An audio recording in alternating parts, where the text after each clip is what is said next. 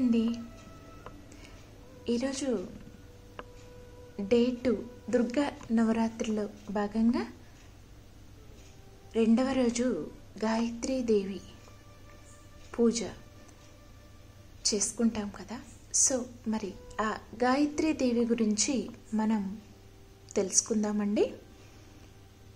పూర్వం ఒకప్పుడు అరణ్యుడు అనే బలవంతుడైన రాక్షసుడు ఉండేవాడు. అతడు దేవతలను ద్వేషించేవాడు. దేవలోకాన్ని పూర్తిగా జయించాలనే కోరికతో 10,000 సంవత్సరాలు గంగా తీరంలో నిరాహార దీక్షతో గాయత్రి జప పారాయణుడై తీవ్రమైన తపస్సు చేశాడు. తపోదీక్షలో ఉన్న అరుణుని శరీరము నుండి దుస్సహమైన అగ్ని వెలువడింది. ఆ వేడికి లోకాలన్నీ తపించిపోయాయి. దేవతలు కలత చెంది బ్రహ్మదేవుణ్ణి శరణు వేడారు. బ్రహ్మదేవుడు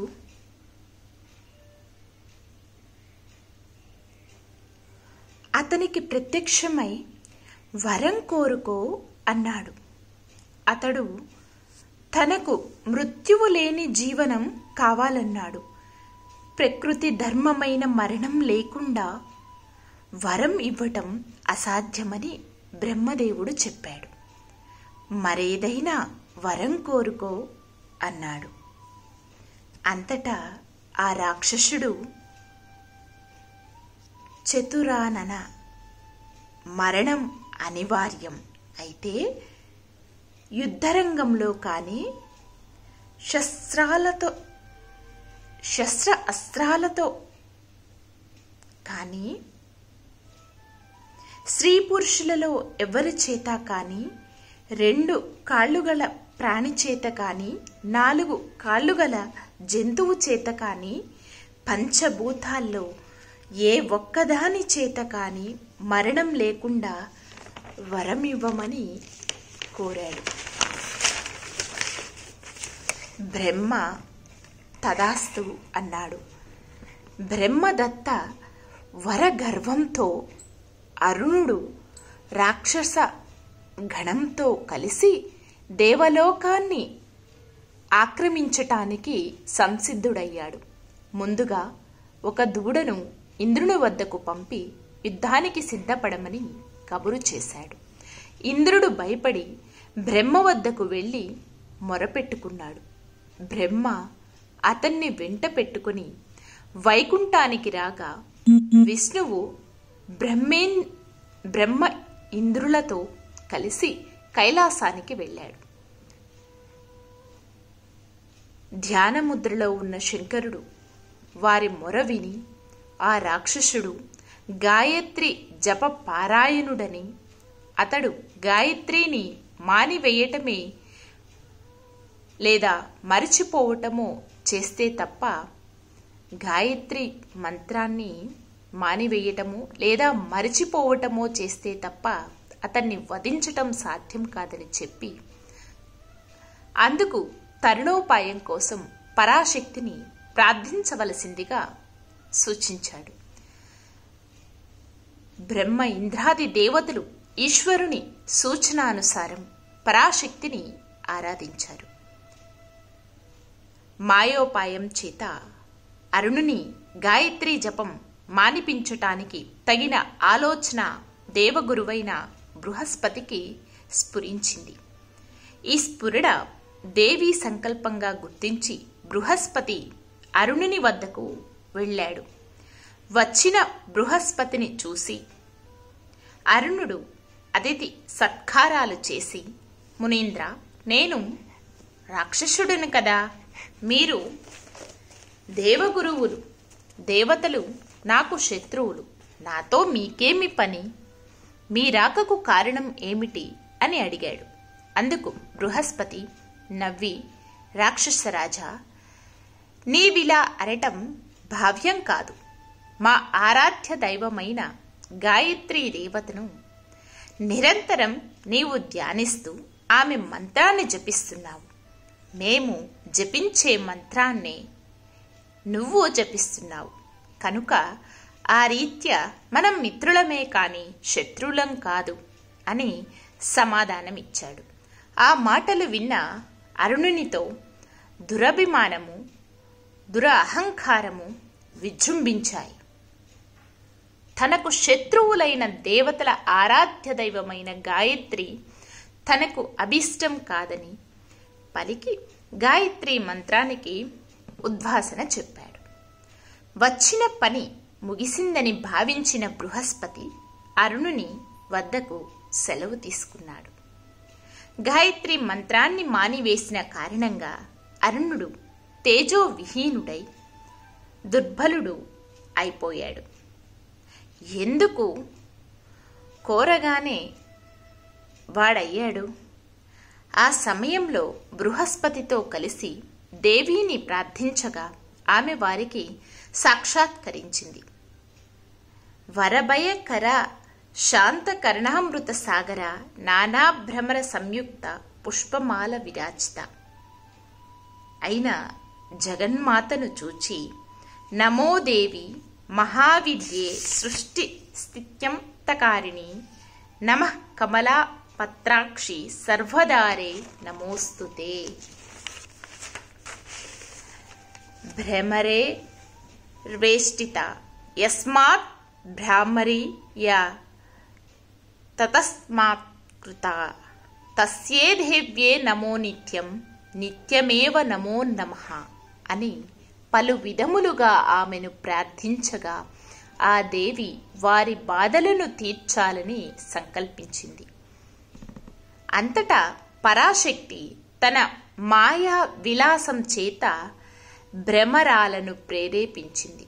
కోట్లాదిగా తుమ్మెదలు చెలరేగి భూమి ఆకాశాలను కప్పివేసి రాక్షసుల శరీరాలను ఆక్రమించి చెవుల్లో భరించరాని రోద చేస్తూ ఒకరి మాట ఒకరికి చెప్పటానికి వినటానికి అవకాశం లేకుండే, కాళ్ళు చేతులు కదిలించే అవకాశం కూడా లేకుండా చేశాయి.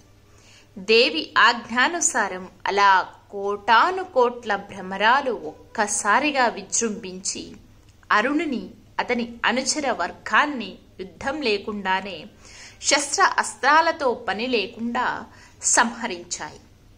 ద్విపాద చతుష్పాద ప్రాణుల వల్ల తనకు మరణం లేకుండా వరం కోరుకున్న ఆ దానవుడు షష్పాది అంటే 6 పాదాలు గలది తుమ్మెద వల్ల మరణించాడు.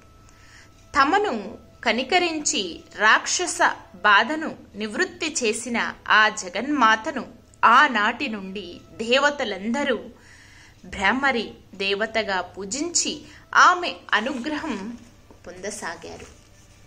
ఈ కథ చెప్పి వ్యాస మహర్షి గాయత్రి మంత్ర జప ప్రభావాన్ని వివరించగా జనమేజయుడు గాయత్రీ దేవతను గురించి ఇంకా వినాలనే జిజ్ఞాసను వ్యక్తం చేశాడు. వ్యాస మహర్షి కొనసాగించాడు. గాయత్రి పరాశక్తి స్వరూపం. ఆమెకు 5 ముఖాలు. ఈ 5 ముఖాలు సృష్టికి ఆధారమైన పంచభూతాలకు ప్రతీకలు. 5 శిరస్సులతో 10 చేతులతో ఆ తల్లి ఆశ్రితులకు సకల ఐశ్వర్యాలను అనంతమైన బుద్ధిశక్తిని ప్రసాదిస్తుంది. గాయత్రీ దేవతకే సంధ్యాదేవి అని కూడా పేరు. ప్రాతకాలంలో గాయత్రిగా, మధ్యాహ్నం సావిత్రిగా, సాయంత్రం సరస్వతిగా ఆ శక్తి తన తేజో విశేషం చేత 3 పేర్లతో 3 రూపాలతో గోచరిస్తూ ఉంటుంది. గాయత్రి మంత్రానికి 4 పాదాలు. ఒక్కొక్క పాదములో 8 అక్షరాలు. మొదటి 3 పాదాలు ఋగ్వేదం సామవేదాల నుండి, 4వ పాదం అథర్వ వేదం నుండి ఉద్భవించాయి. అందువలనే గాయత్రీ దేవతను వేదజననిగా ఆరాధిస్తూ ఉంటారు. మొదటి మూడు పాదాల్లో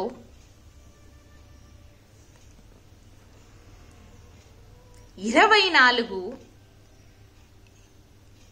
అక్షరాలతో ఉన్న మంత్రాన్ని ద్విజులు త్రిసంధ్యలలోనూ జపిస్తూ ఉంటారు. ఉదయ సంధ్య నక్షత్రాలు ఆకాశంలో కనిపిస్తుండగానే, మధ్యాహ్నం సంధ్య సూర్యుడు ఆకాశ మధ్యంలో ఉండగానే, సాయం సంధ్య సూర్యాస్తమయం కంటే ముందుగానే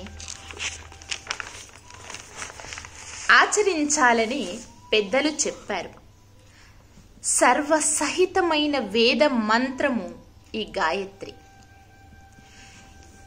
ఈ ఉపాసన వల్ల ద్విజులు అనంతమైన సత్ఫలితాలను పొందగలరు.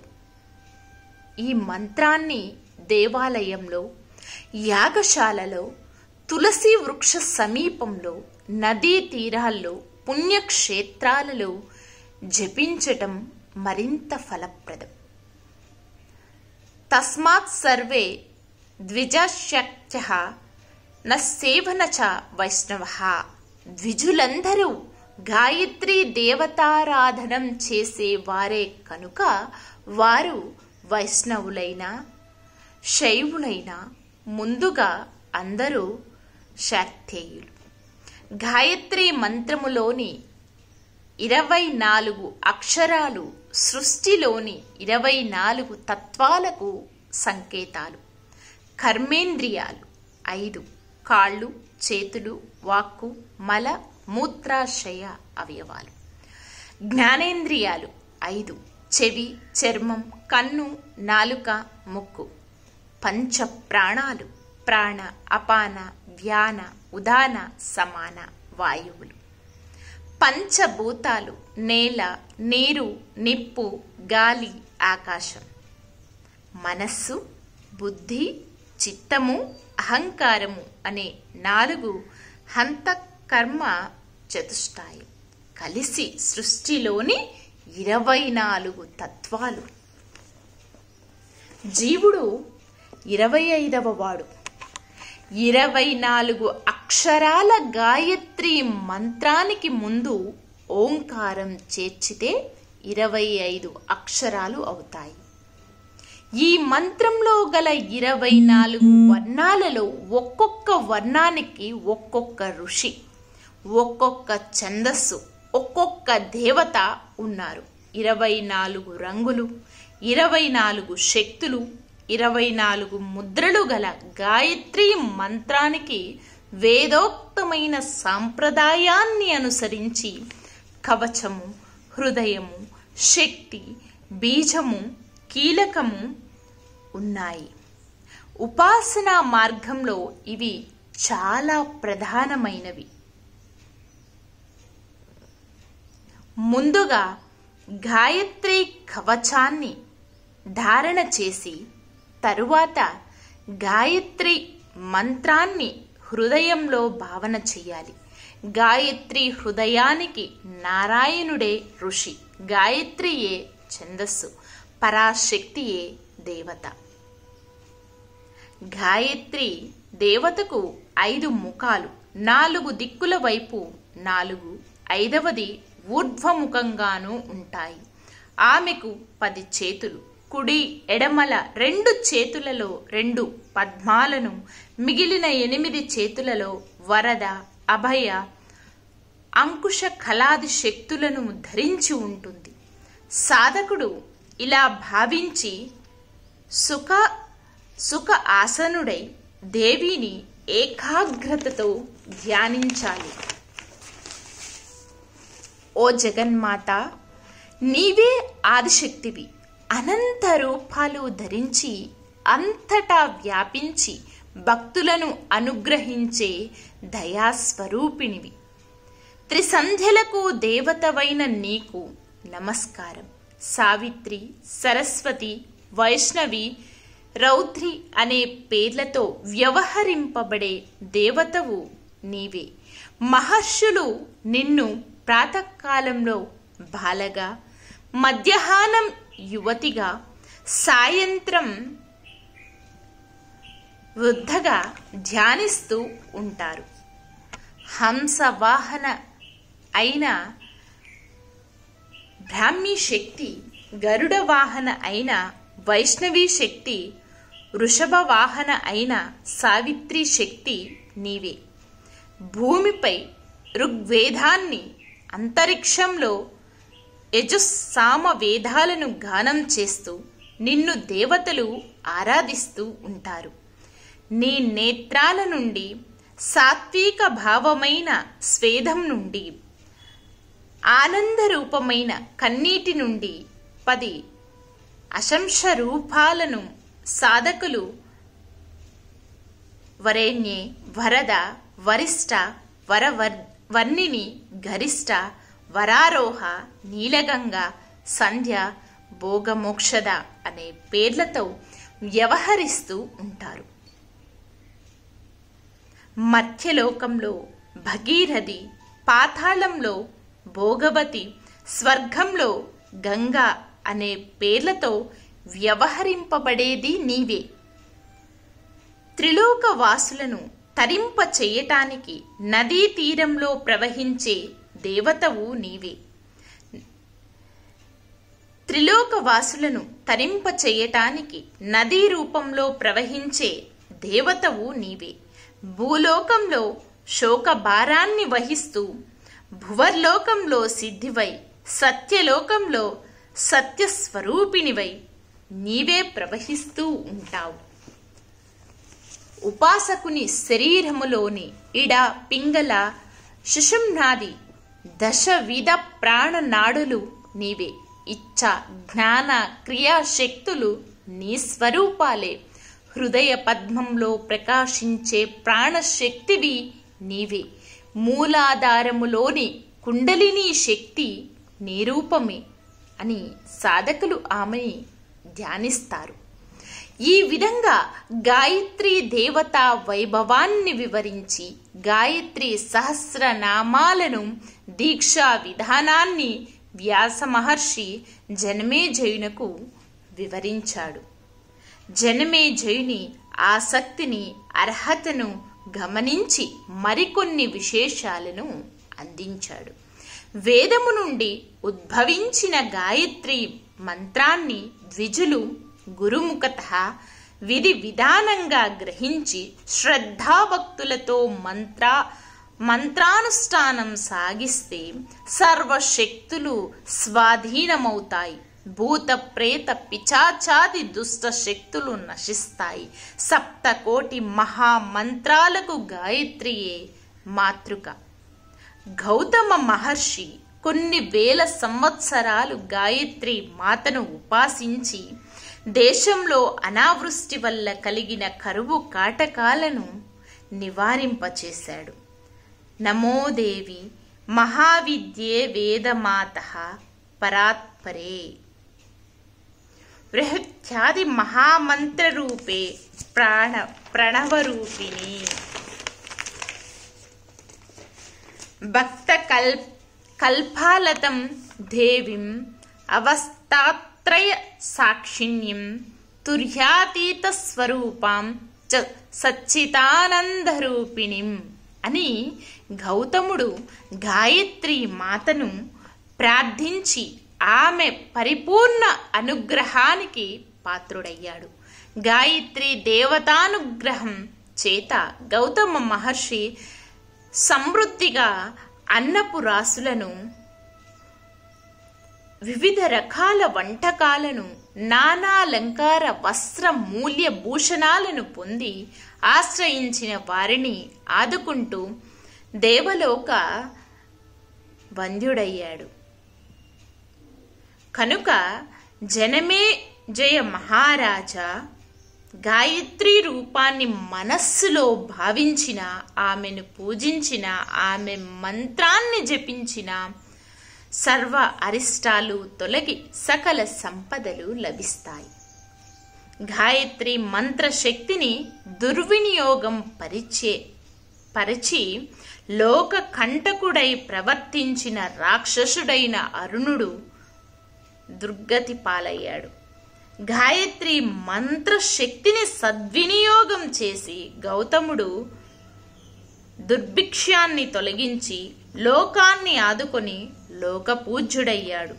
కనుక మంత్రశక్తిని సంపాదించిన వారు దాన్ని సద్వినియోగం చేసి లోకహిత దీక్షతో ప్రవర్తించాలే కాని స్వార్థంతో అహంకారంతో ఆ శక్తిని దుర్వినియోగం చెయ్యరాదు.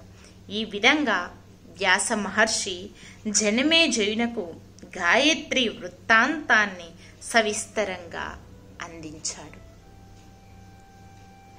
ధన్యవాదములు. ఇదండి గాయత్రి మాత గురించి. సర్వేజన సుఖినో భవంతు.